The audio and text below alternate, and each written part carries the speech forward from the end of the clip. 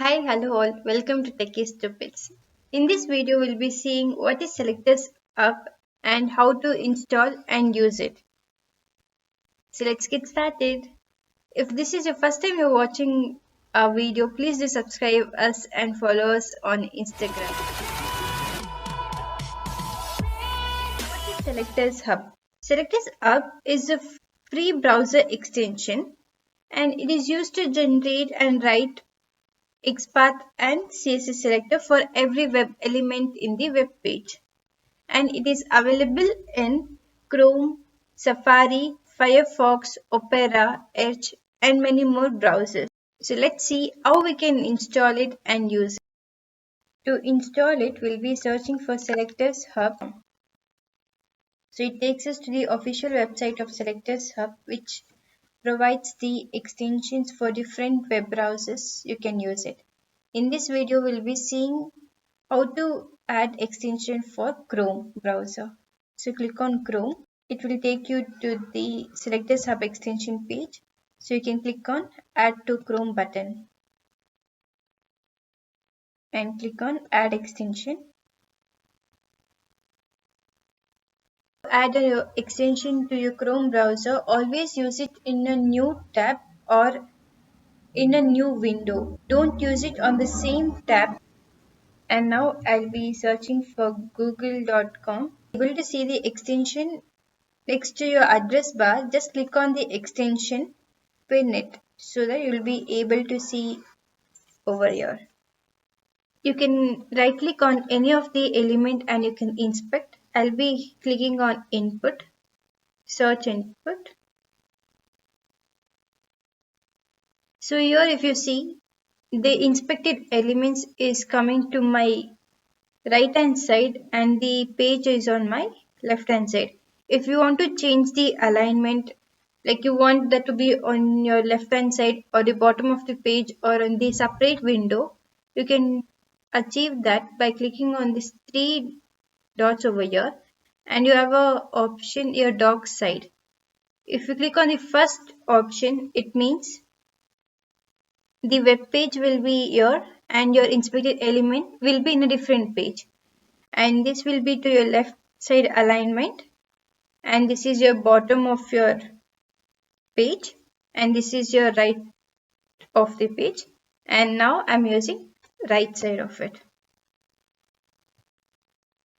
So to check for the Selectors Hub, you can see here. So if you're not able to see Selectors Hub on this option in the sidebar, to get Selectors Hub displayed over here, click on this arrow mark and select and click on Selectors Hub. So now you can see Selectors Hub. First we'll be seeing writing XPath on our own and seeing how it helps us for writing the XPath. So we'll be turning off the auto-generated selector. Click here. We'll be writing XPath. So we should start with /. If you see here, it is already suggesting us. Always the suggestion will be to the current inspected element. As we have inspected this particular input, it is giving us with respect to that. So click on that. And now a bracket and at. If you see here, it gives couple of options which you can write select or XPath on. You can either select any one of this or you can type. If you see here, title is search. So I'll be writing title. And you got an option here. So I'll be clicking it and press on enter. If you over on this, you can see the element has been highlighted in the red solid line. So what is, if you say how it helps us, like if you do any mistake on XPath, it gives us the error and says what is missing in that. For example, I've done backspace for the bracket and the closing quote. So if I press enter now, it says single quote missing. So I include single quote now and I press enter. It says close square bracket is missing. So this is one of the feature of this, that it helps you to correct your XPath if you have done any mistake while writing. And now we'll click on selector and we'll select for Google search. And now we'll try writing Css Selector for this. So I'll be writing input. So as soon as I start writing here, it mentions as it is a CSS and input. Click on writing dot. If you see dot is GNO89B, it is dynamic. So it is not recommended to use the dynamic way. So we'll see for some other attribute which can be used. Bracket. I'll be taking name. Here is the option. And if I press enter, and if I hover on this element, it is getting highlighted. If you're writing and you don't want auto suggestion to get displayed, if you see, as soon as I've inspected that Google search, and if I just give a forward slash, it is giving me what is the next attribute or next word that I can add to it.